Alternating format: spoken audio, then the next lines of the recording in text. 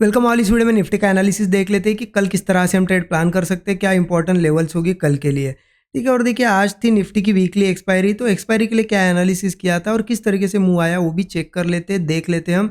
क्योंकि देखिए हमने बहुत क्लियर एनालिसिस किया था, कहीं ना कहीं एक व्यू निकल के आ रहा है हमारा 2-3 दिनों से कि मार्केट एक बार निफ्टी, खास करके निफ्टी लेवल टेस्ट करने जा सकता है 24,550 के ऊपर एक बार टेस्ट करने जा सकता है, उसके पहले नहीं गिर सकता।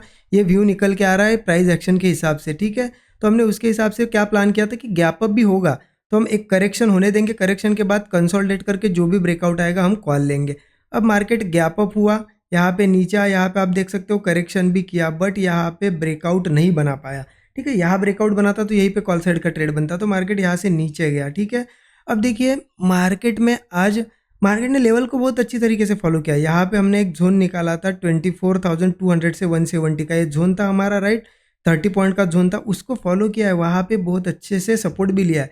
बट फिर भी एक एसएल आज यहाँ पे हिट हुआ है। मेरा पर्सनली एसएल गया है, कैसे गया मैं बताता हूँ। यहाँ पे तो कोई ट्रेड नहीं बना, मार्केट नीचे है। यहाँ पे आप देख सकते हो एक जोन बना रहा था, ये जोन आप ऑब्जर्व करिए, देखिए रेजिस्टेंस रेजिस्टेंस रेजिस्टेंस रेजिस्टेंस, बार बार यहीं पे रेजिस्टेंस ले रहा था। देख सकते हो आप लोग, ऊपर जाने की कोशिश कर रहा था। ठीक है, और हमने एनालिसिस में यही देखा था कि ये 24,200 से लेके 170 का ये जो जोन है, ये जो जोन निकल के आ रहा है, इसके ऊपर कहीं पे भी मिले हम कॉल लेंगे ब्रेकआउट के बाद। अब ये कैंडल आप देखो, ये आपको वीक दिख रही होगी। जब ये कैंडल बन रही थी ना, मैंने कोई क्लोजिंग वगैरह का वेट नहीं किया, मैंने डायरेक्टली एंट्री की, क्योंकि रीज़न होता है। देखिए कभी कभी क्लोजिंग का भी वेट करना पड़ता है, कभी डायरेक्ट ब्रेकआउट पे भी ट्रेड लेना होता है।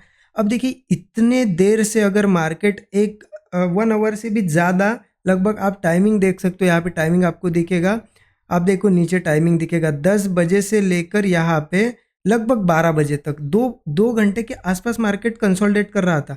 और उसके बाद अगर ब्रेकआउट आ रहा है तो क्लोजिंग का वेट नहीं किया जाता है, क्योंकि देखिए उसके बाद ये जो ब्रेकआउट होता है ना बहुत बड़ा होता है। अब ऐसे में क्लोजिंग का वेट करेंगे और यहाँ क्लोज हुई कैंडल, तो स्टॉप लॉस देखिए कितना बड़ा होगा। इसलिए मैंने डायरेक्टली एंट्री की थी। हाँ, अगर ज़्यादा करेक्शन, मतलब ज़्यादा कंसोलिडेशन नहीं है, मान रहे थे 2-3 कैंडल के कंसोलिडेशन, तो ऐसे में हम एक क्लोजिंग कैंडल का भी वेट कर सकते हैं। लेकिन यहाँ कंसोलिडेशन थोड़ा ज़्यादा था, तो मैंने सीधे इस कैंडल पे क्या किया, एंट्री ली और यहाँ पे स्टॉप लॉस लगाया। मार्केट क्या किया, ये ब्रेकआउट दिखाया और यहाँ पे फॉल्स हो गया ब्रेकआउट और नीचे आया। और मेरा ऐसे देखिए कैंडल्स नीचे की साइड कितनी भी बड़ी बने, लेकिन हमारा स्टॉप लॉस कैलकुलेटेड होना चाहिए, सिस्टम में होना चाहिए। मेरा स्टॉप लॉस लगभग 20 पॉइंट का था, ऑप्शन मतलब इंडेक्स में 20 पॉइंट का। और मैं यही बोलता हूँ आपको कि 20 से 25 पॉइंट इंडेक्स में रखना है, इससे ज़्यादा नहीं रखना है। ऑप्शन में तो इससे भी कम हो जाएगा, 50% ही हो जाएगा, 10-12 पॉइंट का ही हो जाता है। ठीक है, तो वो एक एसएल चला गया और मार्केट आया नीचे, मार्केट आया सपोर्ट पे, सपोर्ट टेस्ट करना था मार्केट को, सपोर्ट टेस्ट कर लिया और फिर से यहाँ आया, कंसोलिडेट कर रहा था, फिर से ब्रेकआउट बना।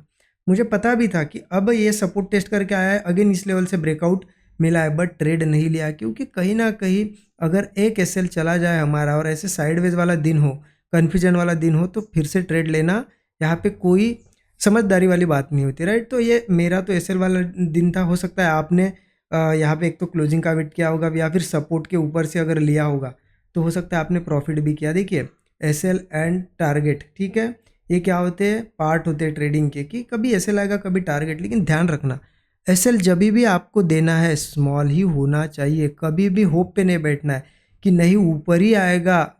ऐसे हमें लगता है बहुत बार कि नहीं ऊपर ही आएगा, जब ये नीचे भी जा रहा होता है ना, होल्ड कर लेते हैं हम कि नहीं नहीं यहाँ से तो आएगा, यहाँ से तो आएगा, और ऐसे में बड़ा लॉस होता है। देखिए एसएल हिट हुआ, जैसे एसएल टेस्ट किया, मार्केट ने हिट किया, एग्जिट करना है, हमें वेट नहीं करना है। 20 पॉइंट तो 20 ही पॉइंट देना है, एक पॉइंट भी ज़्यादा नहीं देना है। और टारगेट अगर 60 पॉइंट का है, 1:3 का है, तो 60 पॉइंट ही लेना है, कम लेना ही नहीं है।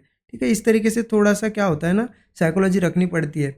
ओके, मुझे ज़रूर कमेंट में बताइए आपने आज कहाँ ट्रेड प्लान किया, आपका भी लॉस हुआ या फिर आपने प्रॉफिट किया। मुझे कमेंट में ज़रूर अपडेट करिए, सो दैट मुझे भी पता चले कि कितने लोगों ने क्या आज के दिन प्लान किया था। ठीक है, और देखिए वीडियो को लाइक नहीं किया होगा तो लाइक कर दीजिए। चलिए देखते हैं अब कि कल कैसे ट्रेड करना है। कल है फ्राइडे, राइट। इस वीक का लास्ट ट्रेडिंग सेशन होगा। अब फ्राइडे के दिन कैसे ट्रेड कर सकते हैं, उसके लिए क्या है ना, देखिए ज़्यादा यहाँ पे कन्फ्यूजन है ही नहीं मार्केट में, मेरे हिसाब से तो मुझे क्लियर दिख रहा है मार्केट। 15 मिनट चार्ट पे चलता हूँ, कहीं ना कहीं देखिए मेरा एक व्यू बना हुआ है मार्केट में। क्या व्यू बना हुआ है कि मार्केट एक बार निफ्टी लगभग लगभग 24,550 के ऊपर, मतलब 550 के आसपास वो आएगा ही आएगा, वहाँ पे रेजिस्टेंस है, उससे टेस्ट करके फिर सेलर एक्टिवेट हो सकते हैं।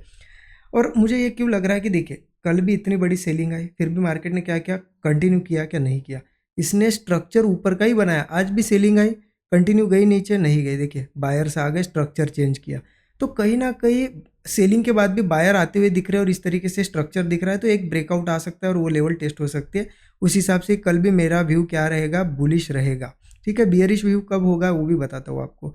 बुलिश कब रहेगा, देखिए इस लेवल के ऊपर ऊपर है मार्केट तो बुलिश ही हम रह सकते हैं। लेवल बता देता हूँ, ये 24,200 से 170, कल भी हमने ये लेवल मार्क की थी। ठीक है, इस जोन के जब तक ऊपर है ना, मुझे तो लग रहा है कि बुलिश जा सकता है मार्केट।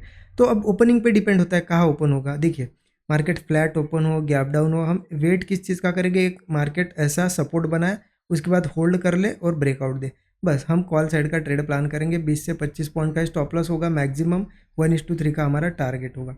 ये तो हो गई चलो फ्लैट या गैप डाउन होता है तो। मार्केट मान लेते हैं ये देखिए ऐसा एक ब्रेकआउट बन रहा है, मार्केट मान लेते हैं यहाँ ओपन होके ऊपर जा रहा है या फिर गैप अप हुआ, तो क्या करना है ऐसी केस में, कंटिन्यू आ रहा है ना ऐसे, तो हम थोड़ा सा रिट्रेसमेंट का वेट करेंगे। गैप अप भी होता है, मान लेते हैं मार्केट हुआ गैप अप, थोड़ा सा रिट्रेसमेंट का वेट करो, उसके बाद मार्केट एक स्विंग बना लेगा, यहाँ बनाए कहीं पे भी बनाए, एक स्विंग बनाएगा ऐसे ऐसे यहाँ पे स्विंग, और फिर होल्ड कर जाएगा, और जैसे ही ब्रेकआउट आएगा ठीक है, होल्ड करने के बाद हम कॉल लेंगे। स्टॉप लॉस वही 20 से 25 पॉइंट, टारगेट 1:3, क्योंकि मेरा ऊपर का टारगेट निकल के आ रहा है 24,570 का निकल के आ रहा है। ठीक है, और इजीली ये मार्केट टेस्ट कर सकता है, हो सकता है कल के दिन भी टेस्ट करे। लेकिन देखिए ध्यान रखना, आपका छोटा सा स्टॉप लॉस है 20-25 पॉइंट, यहाँ तक गया मार्केट, यहाँ बहुत ज़्यादा साइडवेज हो रहा है, आपको 1:3 मिल गया है, तो ऐसे में बुक करो टारगेट। क्योंकि क्या करते हो आप, इस चक्कर में क्या होता है ना, मार्केट वापस आता है और आपका ट्रेलिंग एसएल लेता है या फिर आप कॉस्ट टू कॉस्ट निकलते हो, उससे अच्छा है 1:3 मिल रहा है, बहुत होता है 1:3। लोग मंथली स्ट्रैटेजी डालते हैं या फिर वीकली स्ट्रैटेजीज प्लान करते हैं 1:3 टारगेट के लिए, 1:3 छोड़ो 1:1 टारगेट के लिए। हमें इंट्राडे में 1:3 मिल रहा है, इससे ज़्यादा और क्या चाहिए। इसमें भी हम फिर लालच करने लगते हैं, तो ये चीज़ ध्यान रखना, लालच नहीं करना है। आई होप चीज़ें समझ में आएगी। देखिए इसके अगर नीचे जाके सस्टेन करता है तो क्या पुट ले सकते हैं, देखिए मैं पुट नहीं लेने वाला हूँ, क्योंकि स्ट्रक्चर कहीं ना कहीं मुझे फिर से ये बुलिश ही दिख रहा है, तो एक बार रेजिस्टेंस टेस्ट करने देंगे। इस लेवल की अगर नीचे जाता है तो मैं पुट नहीं लूँगा, मैं सोचूंगा कि अब करना क्या है। लेकिन मैं हो सके तो एक दिन वेट ही करूँगा, बढ़िया गिरने दूंगा इस तरीके से बढ़िया मार्केट को, और मंडे से फिर अगर कल गिरता है तो मंडे से बढ़िया तरीके से पुट साइड के ट्रेड हम प्लान कर सकते हैं। अभी तो हमें एक दिन देखना पड़ेगा पहले, क्योंकि सेलर्स आते हैं मॉर्निंग में, बायर्स ऊपर लेके जाते हैं, सेलर आते हैं बायर ऊपर लेके जाते हैं। तो यहाँ बायर का प्रेशर दिख रहा है, आप ये देखिए ना, ये लोज देखिए कैसे ऊपर ऊपर शिफ्ट हो रहे हैं। इसका मतलब हो क्या रहा है कि बायर स्ट्रांग है, यहाँ पे सेलर ने कोशिश की है बट सेलर नहीं नीचे ले आए पाए। ठीक है, इस तरीके से ट्रेड प्लान करना। आई होप चीज़ें आपको समझ में आएगी। और देखिए लर्निंग के लिए बहुत से लोगों के मैसेजेस आते हैं, तो मैं वैसे वीडियोस में बताता ही हूँ। 13 आवर्स का कोर्स है हमारा, ठीक है, इसमें यही प्राइस एक्शन सिखाया जाता है कि कैसे रीड करना है, प्राइस का नेचर कैसे, बिहेवियर कैसे समझना है। ठीक है, उसके बाद आपको यहाँ पे किस तरीके से इंपॉर्टेंट लेवल्स निकालनी होती है, जो डॉट टू डॉट लेवल होती है, ये जोन आज भी मार्केट ने इसको रिस्पेक्ट किया। तो ये डॉट टू डॉट लेवल्स कैसे निकालनी है, क्योंकि इनके लिए कुछ मेथड्स होती है, एनालिसिस करना पड़ता है, तब जाके डेली आपको ये डॉट टू डॉट लेवल मिलेगी। और देखिए इससे सबसे ज़्यादा इंपॉर्टेंट पार्ट होता है साइकोलॉजी, तो वो साइकोलॉजी कैसे बिल्ड करने, ये भी चीज़ें यहाँ पे सिखाई गई है। रिस्क मैनेजमेंट, मनी मैनेजमेंट, सब कुछ चीज़ें, मतलब कैपिटल साइज आपका देख के आपने कितने रिस्क लेनी है, कैसे क्या टारगेट ट्रेल करने हैं, कैसे बड़े प्रॉफिट्स निकालने, सब कुछ चीज़ें 13 आवर्स के कोर्स में सिखाई गई है। तो आप चेकआउट जरूर कर सकते हो। इस वीडियो के डिस्क्रिप्शन बॉक्स में जाओगे तो एक लिंक मिलेगी कोर्स की, अगर बिगिनर हो आपको लर्निंग करनी है तो वहाँ से ज़रूर आप चेकआउट कर सकते हो। ठीक है, thank you so much everyone.